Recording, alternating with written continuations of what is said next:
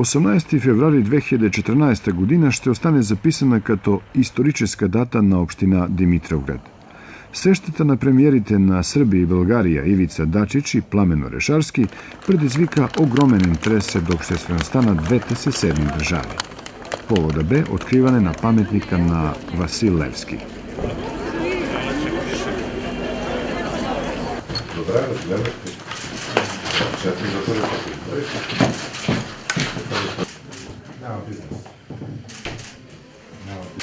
Centar Sofija, ovo je sad. Hvala. Emizoa.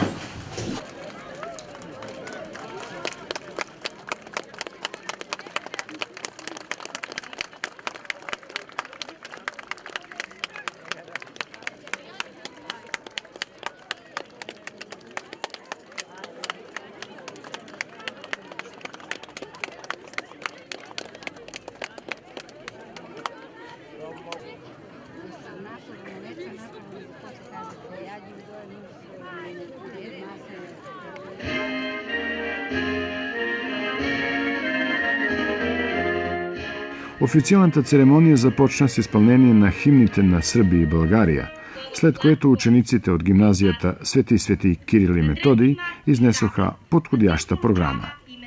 И така по повод 141 години от гибелта на апостола на свободата, а с цел за още по-добро сътрудничество между Сърбия и България, центъра на града бе разкрасен с бюст паметник на един от най-великите българи – Васил Левски.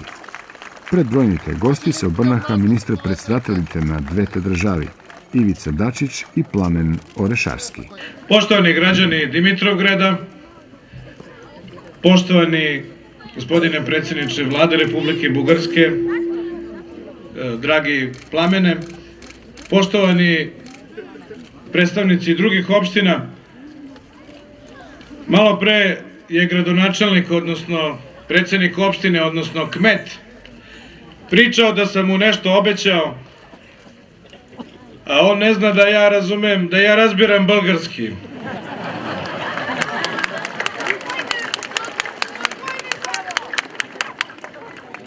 Jer i ja sam odavde iz Južne Srbije.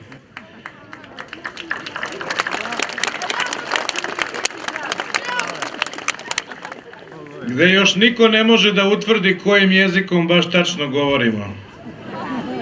Da li je više srpski ili bugarski ili ne znam koji, šopski ili tako dalje. Ali jedna stvar je ista na svakom jeziku ovde, i u Dimitrovgradu i u drugim opštinama oko vas. I tu podržavam ono što je kmet rekao. Naravno da sam veoma srećan i zadovoljan što ovde se danas nalazimo u miru, što se nalazimo kao primer saradnje između dve države i dva naroda. Nismo baš uvek u našoj istoriji bili pametni. Lakše je bilo voditi ratove i sukobe nego živeti u miru. Ja vam zato želim da vaša deca i naša deca više nikada međusobno ne ratuju, već zajedno da ratujemo, da se ovde otvore neke fabrike, preduzeća i da svi živite bolje ovde.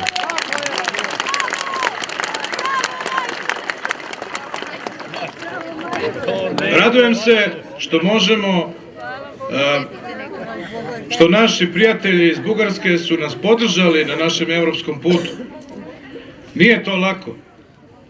Evropa bi trebalo da pomogne i ovom delu kroz prekograničnu saradnju. Tako da ja pozivam svog kolegu da napravimo u narednom periodu i sednice dve vlade, vlade Bugarske i vlade Srbije, o našoj bilateralnoj saradnji između dva naroda i dve države, ali i o prekograničnoj saradnji, odnosno otvaranju nekih ekonomskih projekata. Jedno je pitanje infrastrukturni projekti, putevi, pruga, gasovod, otvaranje malograničnih i graničnih prelaza, ali ono što je najvažnije, to je ono od čega se živi, a to je da imate radna mesta. Ovde je prosečna plata i prihod po glavi stanovnika daleko ispod republičkog proseka. Stopa nezaposlenosti je relativno visoka i to su zajednički problemi koji, siguran sam, ovde muče i Bugare i Srba i sve druge koji žive u Južnoj Srbiji. Ovo je policija, nemoj se sekirati.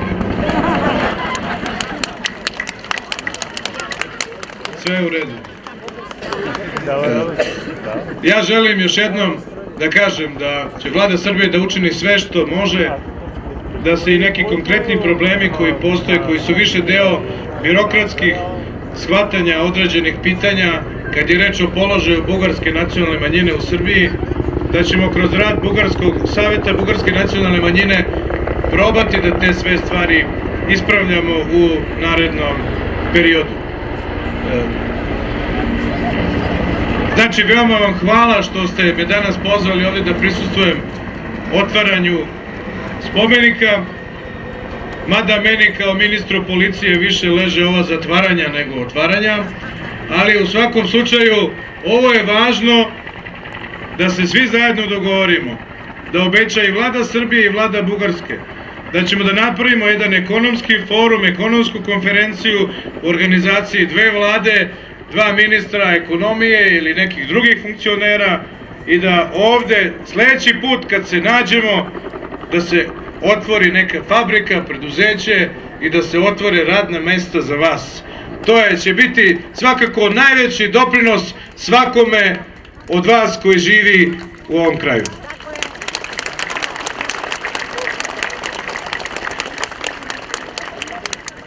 Pošto smo tako blizu jedni drugima, naročito mi odavde iz Južne Srbije, pozivam vas još jednom na građenje međusobno dobrih i tolerantnih odnosa.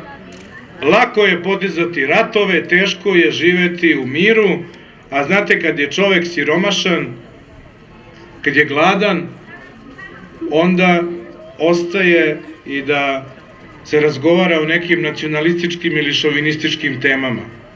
Zato je spas za sve nas ekonomski razvoj, naše međusobno povezivanje i traženje zajedničkih interesa Bugarske i Srbije. Siguran sam da ih imamo mnogo više nego što ih Bugarska ili Srbija ima sa nekim zemljama koje su u Skandinaviji ili u Baltičkom zalivu i tako dalje. Ovdje smo upućeni jedni na druge.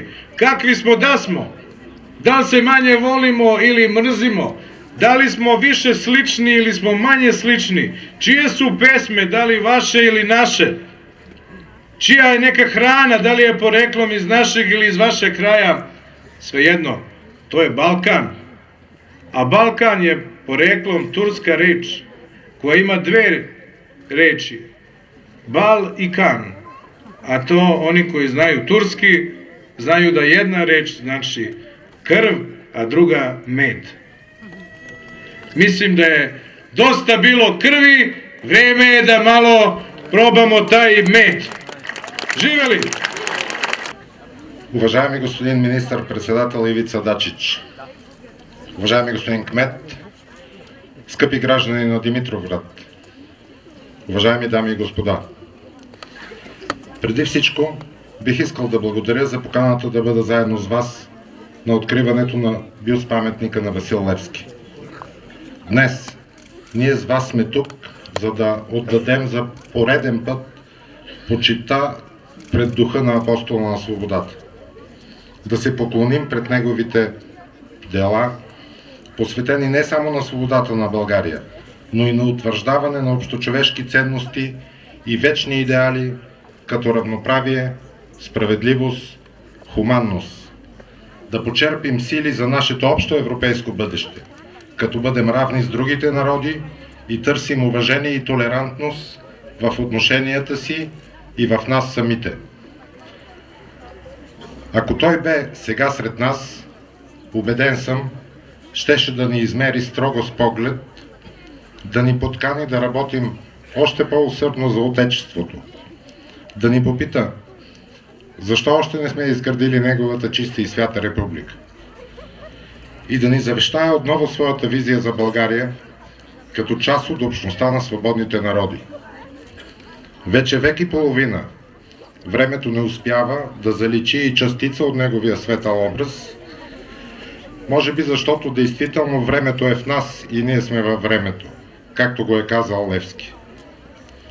Скъпи приятели, убеден съм, че този паметник ще символизира разбирателството между два братски народа, което през годините неведнъж бе поставено на изпитание. Нека да се поучим от грешките на миналото и да гледаме с надежда в бъдещето. Вярвам, че днес слагаме основите на още един духовен мост между нашите две страни. Нека всички продължим да носим Левски в сърцата си и да следваме неговите идеали и стремежи, които са не само рамка на нашето съществуване, но и отговорност, задължение и дълг.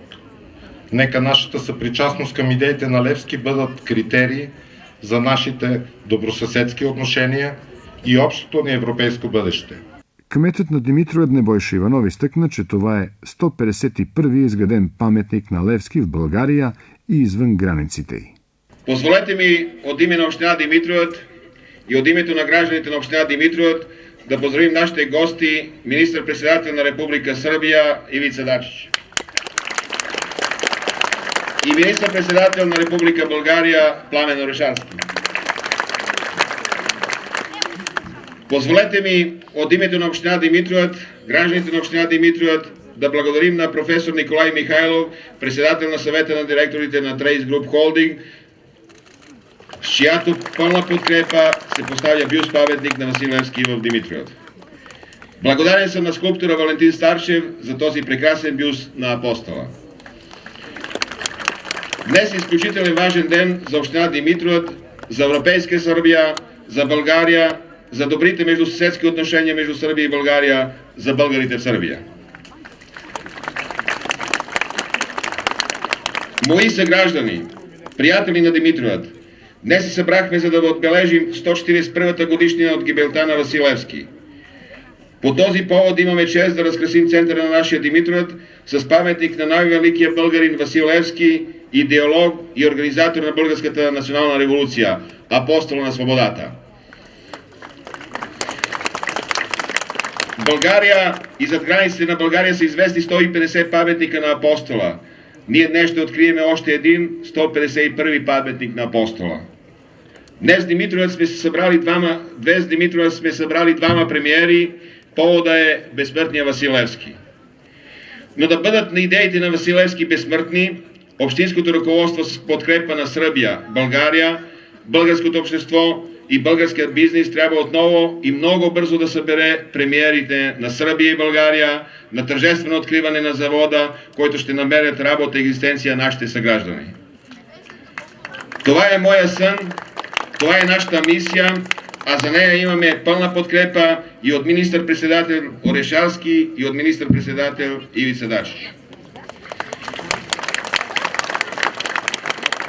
Идеите за Васил Левски и посланието му от наши собствени задружни сили зависи да бъдем равни с другите европейски народи. Днес с пълна сила важи и за България и за Сърбия. Загърбили противоречите от миналото, днес и България и Сърбия са готови да се превърнат в истински желани членове на голямото европейско семейство. Поклон, апостоле! Скулптурата е дело на професора Валентин Старчев, световно известен скулптор, и е дарение от българската строителна компания Trace Group, чийто председател на съвета на директорите Николай Михайлов също бе на тържеството. Аз, след като всички чухме учениците от училище Кирил и Методий, не бих могъл да кажа нищо повече за Левски. Но искам да се върна към един момент от господин Иванов ще каже от месец октомври, когато ние в една така непредвидена среща с господин кмета си говорихме за различни неща за развитието на региона и той сподели едно негово желание да изгради паметник на Васил Левски в Димитровград. Вярвайте ми, в този момент ток ми удари.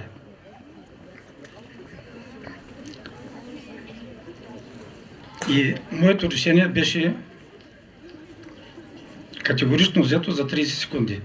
Паметникът на Васил Левски ще бъде изграден от Trace Group.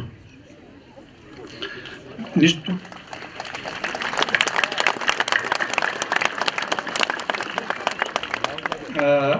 След това всичко е въпрос на процедури, на административни дейности и като резултат от всичко това, разбира се и с, тук мога да кажа, с изключителното съдействие на академик Антон Дончев и на професор Старчев, виждате това дело и това решение. И тъй като аз не съм човека, който бих могъл да говоря за Васил Левски, тук има изключително подготвени хора, които биха говорили часове и дни за него, бих приключил с това. Какво за мен представлява Васил Левски? Представлява две неща. Това е огън и морал. На мероприятието присъстваха Ивица Тончев, специален съветник на премиера на Србия, Петър Стоянович, министър на културата на Република България, Ангел Димитров, посланик на Република България в Србия, Любомир Христов, заместник кмет на столична община, Огнян Донев, председател на конференцията на работодателите и индустриалците в България, Стефан Воденичаров, председател на БАН, академикът Антон Дончев и много други официални гости от двете съседни държави. Събитието отразиха бройни български и сръбски медии, след което двамата премиери и кмета на общината отговаряха на бройни журналистически въпроси.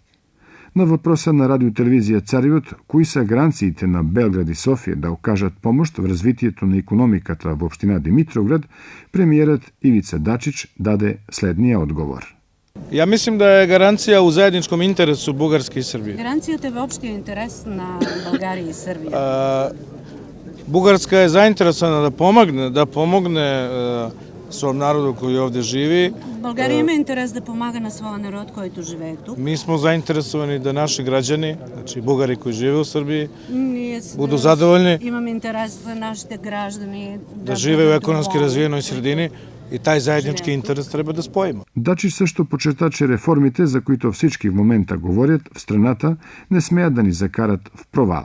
Какve su to reforme ako vi danas imate manji društveni proizvod nego što ste imali, ako imate manje 800.000 manje zaposlenih? Ако имате 800.000 по-малко заети. Znači ja želim da kažem da vlada Srbije, Искам да кажа, че правителството на a Сърбия, to nije nova vlada, to je ova vlada koja je sada radila. правителство, но и Znači da това, smo mi което zajedno сега работи. raspravljali o reformama Ние заедно обсъждахме реформи, koje nisu same sebi cilj. което не са цел за само себе. Čovek je cilj, Човекът е цел. a reforme treba da budu sredstvo da se živi bolje i da država bude uređena i da država dobro funkcioniše. И българският министр-председател Пламен Орешарски потвърди, че по този въпрос разговаряли с сръбския му колега и кмета на Димитровград. Говорихме за бизнес форум, на който заинтересовани Бизнес форум, на който бизнесмени от двете страни са обе страни да обсъдат и да намерят взаимен интерес, така че да направят и производствени мощности, значи производния които капацитет е да вдигнат заетостта в региона. Кметът Небой Шиванов също подчерта за радиотелевизия Царевът, че е запланувано откриване на производствен завод. Това с нас днеска са гости и много известни български бизнесмени и българския бизнес просто искаме да го мотивираме като частен бизнес да инвестира в този регион.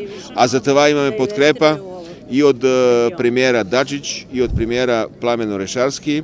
А тези, които ме познават, знаят, че аз, когато ми дадат обещания, всека сутрин ще ми се обаждам. А преди откриването на паметника на Левски, българският премиер Пламен Орешарски пристигна в Димитровград 3 часа по-рано, а визитата си започна при кмета на общината и сътрудниците му. Орешарски посети гимназията Свети Кирил и Методий, където се срещна с ръководството и учениците от една от българските паралелки.